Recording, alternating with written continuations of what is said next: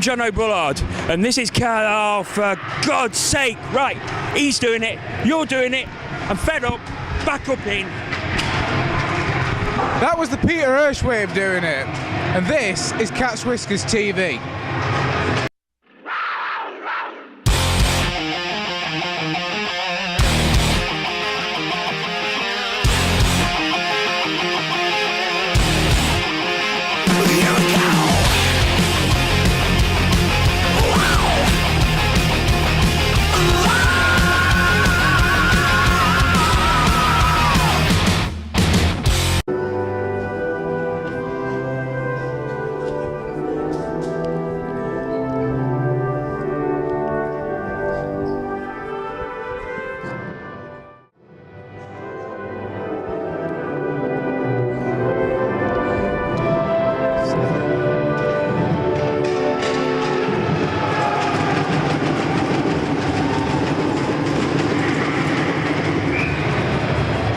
On this week's Catch Whiskers TV, you can see that we've come straight out of the studio. We're at the top of the table National League clash between the Nottingham Lions and the Solihull Barons. But fear not, we'll still be looking back at the Panthers games this past weekend and looking ahead to next weekend. Plus we'll have all the talking points from the Elite League as usual. Unfortunately, there's no news tonight. What? No. No.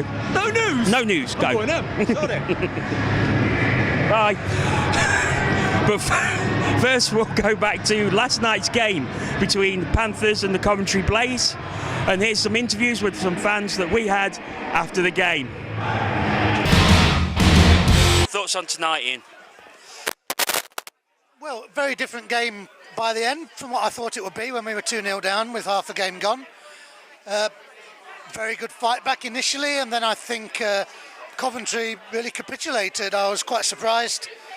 Last time the Blaze came up here, they were short benched and they put in a really hard-working performance. But tonight, I thought they just rolled over a little bit. I was quite surprised and disappointed by that from the Blaze point of view. But obviously, to see the Panthers come back into it like that from very poor first half, and really win the game comfortably. I thought we were very slow at the start, but the best team won on the night. That's, class tells, doesn't it? And at the end of it, I thought we were the best team. I can't understand Coventry. What do you think of Hirsch taking himself off after the 6th goal? I thought he should have had man of the match. Just for comedy value, man of the match. Done me out the pram syndrome for me. I find it an odd situation, but it obviously wasn't called by the bench, so yeah, an odd situation. Well, I was a little bit surprised, but I think I've seen him do it before. Netminders, as we all know, they can be a bit of a temperamental bunch, and there's not much that a netminder could do that would surprise me that much after all these years watching hockey, to be honest. Finally, David Clark, word for him, because a hat-trick, beautiful second goal. What do you think of his performance? Well, I thought even without the goals, he played well enough to get the man of the match for me. I thought he worked hard, he was involved in the play, and his goals, icing on the cake, especially the second one, was a great goal, possibly the best goal I've seen Clark score, not typical of the kind of goals he usually gets. For the past few games, I would say Clarkie's been showing that effort that he hasn't always shown the past few years. He's always had the points, but he hasn't always showed the effort. And the last few games, you've kind of bought into him getting that because you've seen the effort he's put in. And tonight, he kind of deserved that hat-trick for me. He's put the effort in and he's finally got what he deserved. But that second goal was unbelievable. Kind of had everyone's pants down, as it were. In that goal was just brilliant for me. So, fully deserved tonight. Some thoughts of the fans there after last night's game. Paul, come to you first. First half an hour, we just didn't look at the races. No, it really was a game of two halves, wasn't it? But I mean, first period, I thought, we were probably should have come in, gone into the break, a couple of goals to the good, whipped the pipes twice in the first 5 minutes. I think it was Benedict and Lepine, but especially after we went a goal and then 2 goals down, I thought for a long period we just didn't look as though we knew what we were doing. We did lose the plot a bit, I think. There was a lot of passes going astray. There was a lot of sort of loose, lazy wafts, supposedly, I guess, to another player that were just drifting into empty areas, getting picked up by the Blaze. And they at that point they looked the better team. Then we got a couple back. I mean, that first one, I'm guessing ENIHL will want back. He just left it in the crease, and Myers went, "Thank you very much." And then all of a sudden, we're going into the third period 3-2 up. I'm not really sure how it happened, but I mean, after that, it was something else. Well, it was just a complete capitulation on the part of the Blaze. But again, it was another example of how Panthers have got those extra gears they can go through and just blow any team away. Yeah, it's like the depth in the team, isn't it, in the squad. That after 2 close periods, we can just go up those 2 gears. And at the end of the day, look at the score line, and you could maybe think that flatters us a little bit. But where were the Blaze for the third period, to be fair? Because they weren't on the ice, were they? He certainly wasn't. But a couple of talking points to come out of it. We'll talk about David Clarke's performance in a bit. But first, Peter Hirsch completely lost his head and just stormed off to the bench. His backup wasn't prepared, which I thought was very unfair on the backup. It was quite a show of petulance from him, wasn't it? It was, but he's a goalkeeper. They deliberately want to stand in front of people who want to shoot hard bits of rubber at them. I gets paid for it, but no, I think it did lead to a certain amount of dissent within the team as well on the Coventry bench, but it was slightly comical, selfish. Yeah, well, comical. Yeah, selfish on his part, but I don't think I've ever seen a netminder, shall we say, remove himself from games at the NIC more than Hirsch has. That's a very good point. Coming on to David Clarke now, fabulous hat-trick. Yeah. His second goal was a thing of beauty. It was a superb goal, and since he scored that a shank of a goal in Sheffield, where it sort of went completely the opposite way but went in, it seems he's Mark Thomas's blood all over his blade. Probably. But since then, his confidence just appears to have rocketed. He's scored in 5, and then scores that trick last night. Well, yeah, I mean, I've been a little bit critical of Mr. Clarke for the last few weeks because it just hasn't been going well for him. But fair play to him last night. Fantastic hat-trick, like you say. And I think maybe that's what he just needed, though. He just needed a shank. He just needed it to not really be, one of his famous slap shots or something like that. He just needed to get the puck in the net, and that's given him the confidence to go on. And to be fair to him, though, yes, he hasn't scored, a lot of goals recently before this sort of run now, but he's kept his head down. He's not given up trying, and it's not, every player goes through a bit of a rough patch, don't they, and a bit of a dry spell. And hopefully now it's coming towards the business end of the season is the right time for him to start scoring again. Paul, this is really hard. I keep wanting to turn around and watch what's going on behind him, but yeah, I think until the last few years, David Clarke got called lazy, I think, at times, but I think I prefer this sort of phrase, one-dimensional. But if you're going to be one-dimensional, what a dimension to have. That shot, that goal scoring. But I think now his game's a lot more rounded. He back checks better. He gets involved. He's still got that shot, and he's great hat trick last night, especially that second. But but it's the all-round game that's coming on, which I think think very encouraging. And but people are going to give forward stick if they're not scoring. You only have to look at what the student says about Bruce Graham. But he's getting so much better, I think. Yeah, and something's happening. So. Well, of course, Bray had beat Belfast on Friday night. They beat Edinburgh 5-0 last night. So it's really, really important that we won that game and we win tonight's game in Cardiff. We will be talking about Cardiff a little bit later, as we're still going on at the minute, so we don't know what the score is. So we'll talk about that very soon. Some of the talking points in the Elite League now. One of the big ones was, of course, the incident in Dundee in the game against Sheffield, Challenge Cup game, right at the end. We've all watched the video. We've all seen it. What do you make of it? Oh, it's a mess, isn't it? Really, I mean, but you know, you can't do that. Sheffield were showing some team toughness there, though. Yeah. 4-on-1. Yeah. They basically just pick one player and they all pick on him. The whole team goes for him. But no, I mean, there's been a lot of reports the referee had already lost the game by that point. You know, but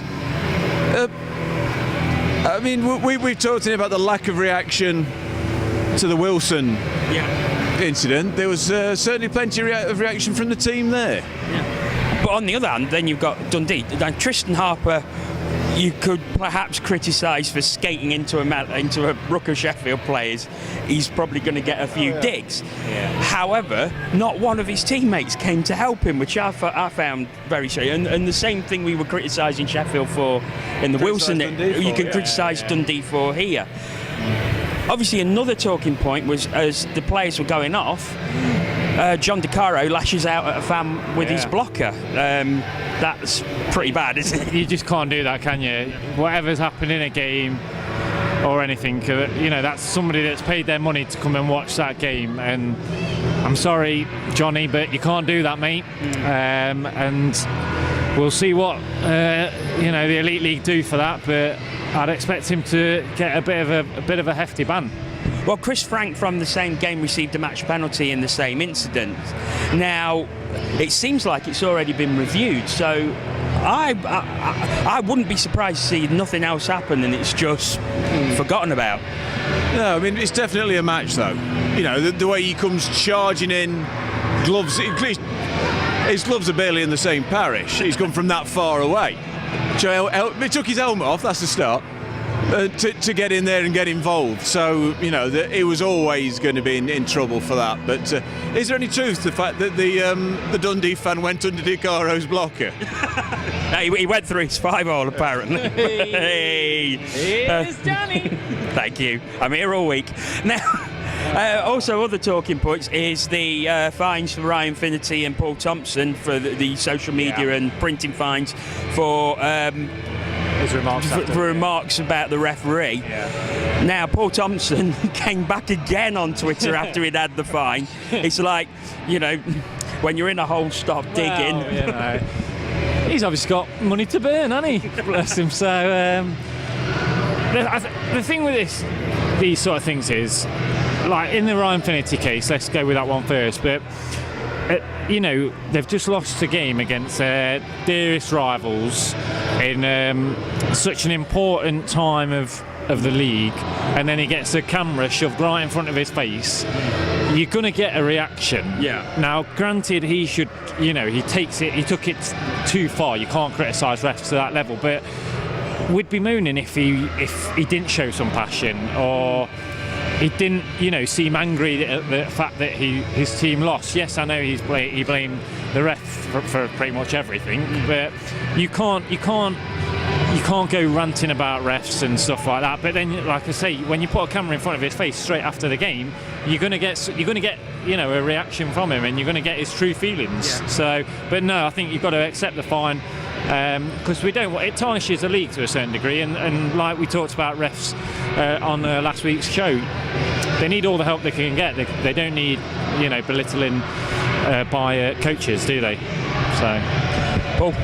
Yeah, I mean, I agree. You know, I think it's, you know, we've got this whole social media and media policy, and I don't think at times it goes far enough. You know, I think we got incidents like the Didier Mete insulting fans left, right and centre. I think it was Steve Cottrell, the Forest manager before the Forest manager, something like that, who any of his players put out a tweet that was considered ill-advised, derogatory, or, you know, wrong. It was £100 a letter. Fine. You know, I mean, 140 characters. That's yeah, I mean, all right, we're talking football players' wages, but, you know, that gets the message across. You know, and when you come, yeah, I mean, you're right that, you know, that it's showing passion, but, you know, you just can't do that, and the league has to react and has to clamp down on it. I think we'll leave it there for now.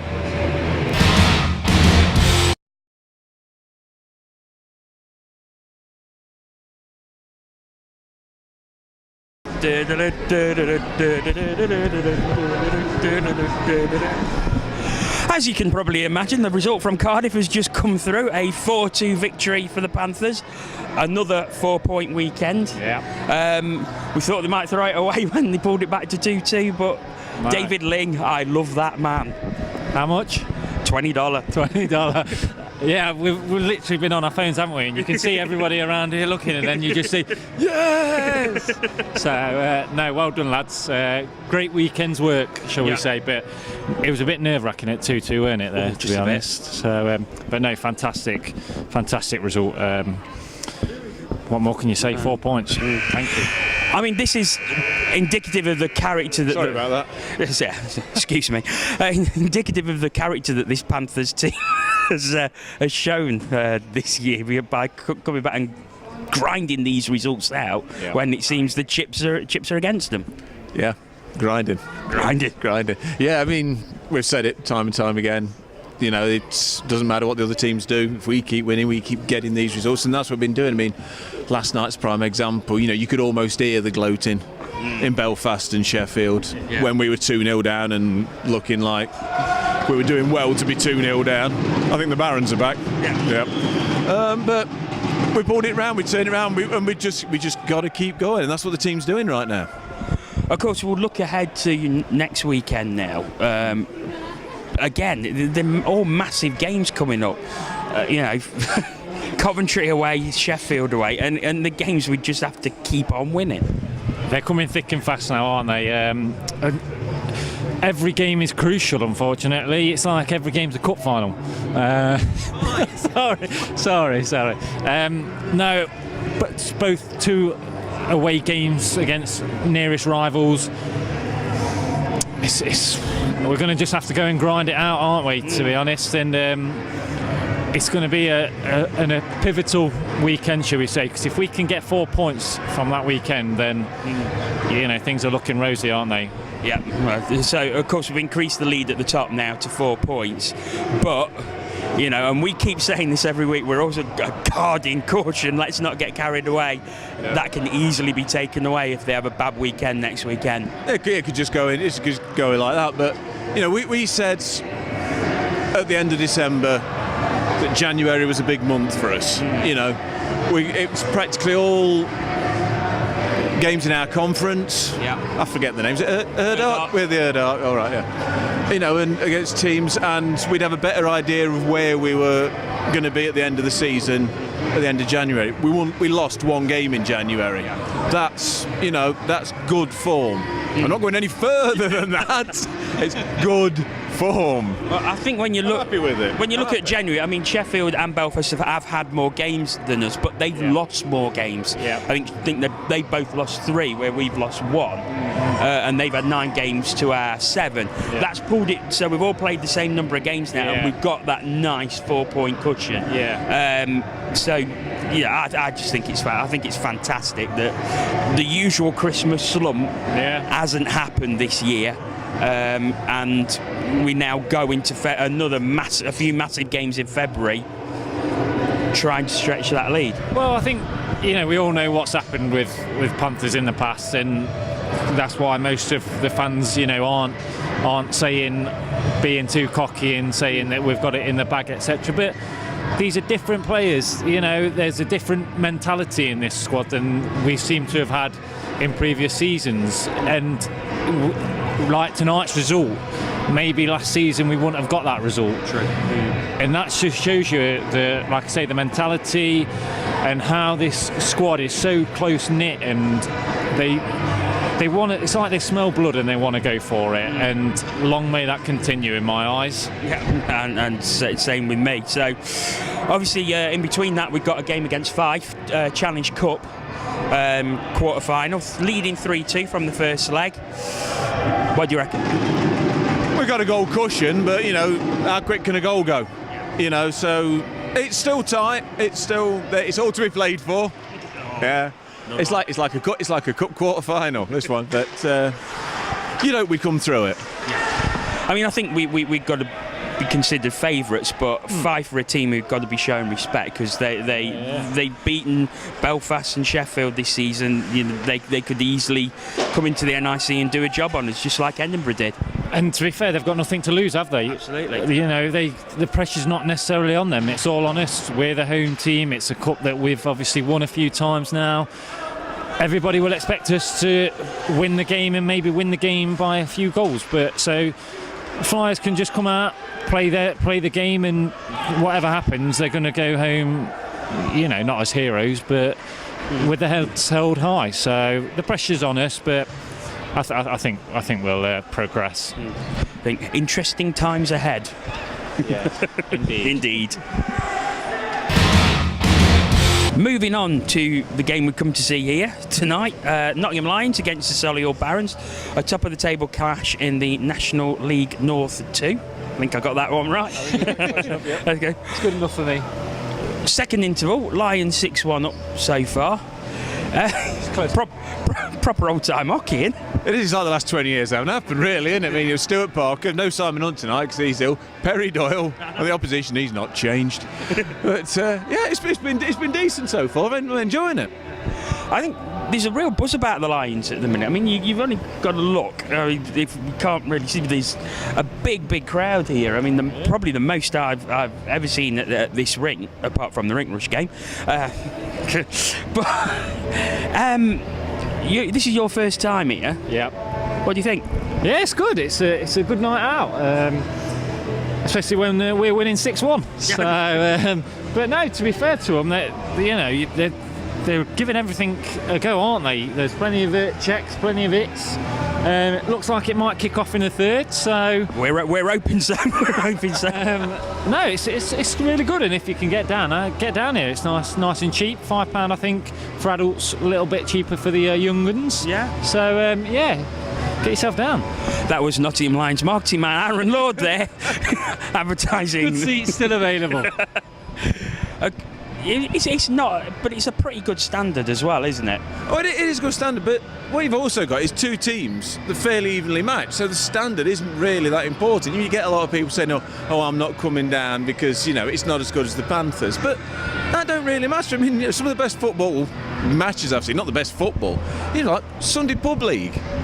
22 blokes, even the way around, and basically it's who's least hangover wins, you know, hungover wins, but you know, it's the same with this. Well, they might not be hungover. Well, that was time. But, you know, it's that they're equally matched. You know, Solihull have got some players over 40. We've got some players over 40.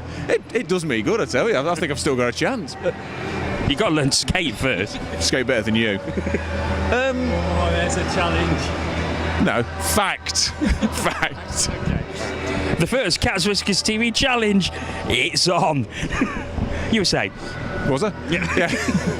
But yeah, no, you know, it's really, you know, it's not Panthers level, but it's good. It's enjoyable. It's hockey. Come on, you know. Yeah. I mean, I was very impressed that I think Perry Doyle's first shift, jumping into the board here. He's not changed that lad, has he?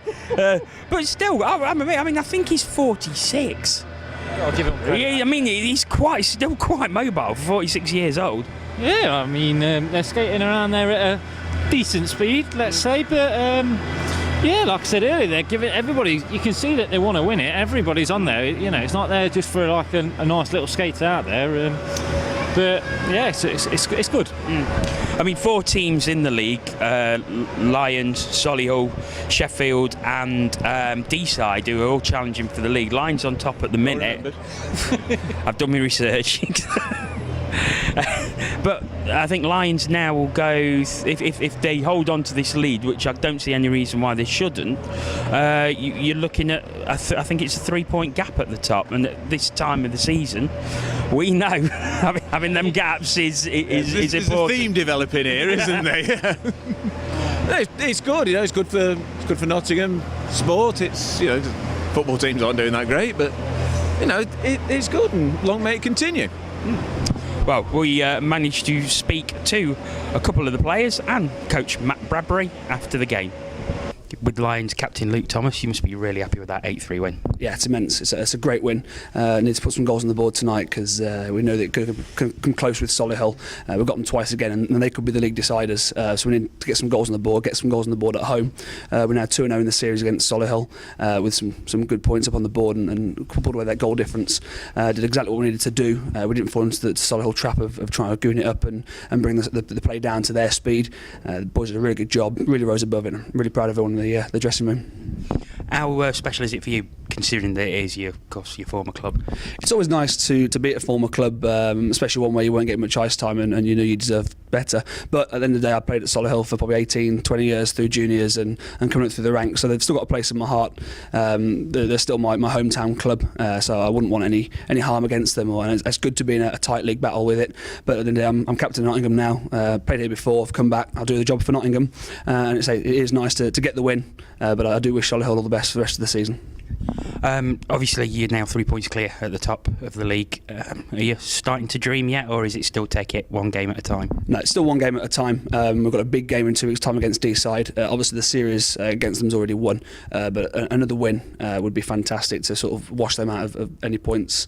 Once we get that game out of the way, we've then got some trickier fixtures coming up. You can play the top 4 teams, and they're always good, close games. Tonight's the exception, really. But then you can go places like Hull and Fylde away, and they're a lot trickier. There's a lot more things that you can't control. You don't know what referees you're going to get. It's a small ice pad in Blackpool, so we just need to go there, be professional, do the job, and if we can come out of those 2 away games with 3 or 4 points on the board, then I think then we can start looking at the title. Thanks for your time, Luke. Good luck for the rest of the season. Thank you. With Lions coach Matt Bradbury, got to be happy with that. Absolutely, Jono. It's great to see you back here. You know, you're maybe our lucky omen, but yeah, it's. You know, the boys tonight, you know, you saw it yourself. The guys came out and really worked it out tonight and worked hard, and they played with their heart and soul tonight. And we get that week in, week out. There's, you know, we've had one game this season that probably didn't go quite so well in Hull, but we still battled hard and we just didn't get the rubber green that night. But, you know, our guys work hard week in, week out. They come to training, they focus, they're good guys, they're great guys, and they love the sport, and I think that's the key, and it shows in their play. Said the same to Luke. 3 points clear now at the top. Is it still one game at a time, or are you starting to think, yeah, we could have this? Not at all. We are very focused on the job in hand. We've looked at it and broke it down into series, game series. And if you look at the series against Sheffield, we took 7 out of 8 points. We played D-side, and currently we've won 2 and tied 1. So we've got one more game to play a week on Sunday here at the Ice Centre. But then we look at Solihull already. We can't be beaten in the series. We've tied 2 games. We've won 2 games, which means if they beat us twice in their barn and here at the last game of the season, you know, it's a tied series and it goes on goals between. So at the moment we're just focusing on series wins over the other teams and taking it as it comes game by game. And I think that's the thing, is we've got to remain level-headed. I'm always level-headed right the way. You know, we were winning 3-1 at the end of the first period. You know, I'm still keeping the guys' feet on the ground and just taking our time, you know, because they're young guys and a few little incorrect decisions and then it can all go pear-shaped. But the guys, you know, keep them focused, keep talking to them and keep them positive and upbeat. You seem to have a really good mix between youth and experiences. Like you say, you brought Stuart Parker back in, former Panther. Of course, you've got Simon Hunt, who unfortunately wasn't playing tonight, and then you've also got your younger guys like Ollie Bradbury. It seems to be a really good mix. Well, the mix is important, and you know, you've got to have, you know, not everyone's strengths are defensive hockey, but if we tend to look, the way I look at it is I look to have 2 strong defensive players on the line and a guy who's a bit of a loose cannon who can just break and turn the team over and demand, you know, command in the offensive zone. But that's how we tend to play it. You know, I want strong defence first, and then, you know, bringing levers back from Sutton, and obviously Sam had his concussion and stuff like that. So now he already knows it's competition. There's always competition in the team, and I think that's quite important. The more competition is, the more that the guys have to push on, and you just can't fault their effort. You know, they love the game and they give their all. Well, thanks for your time, Matt, and thanks for having us once again. Thanks a lot, John. Great to see you again. Take care. Finishes 8-3 to the Lions. Not a bad game. No, very good. Good third period. They came back in it a little bit, but we finished them off in the end. So yeah, good night. You enjoy it? Oh, don't we like an 8-3 around here, don't we? That was a good game. Bit disappointed it didn't kick off in the third. It cooled down a bit. Obviously the break did him good. Well, we will be back next week. in the studio, wherever the studio may be. We've got a studio now. It's like the Elite League. It's my front room. It's bigger than the Elite League. Well, true. So, many thanks to the Nottingham Lions and the NIC for hosting us tonight, and we will see you next week.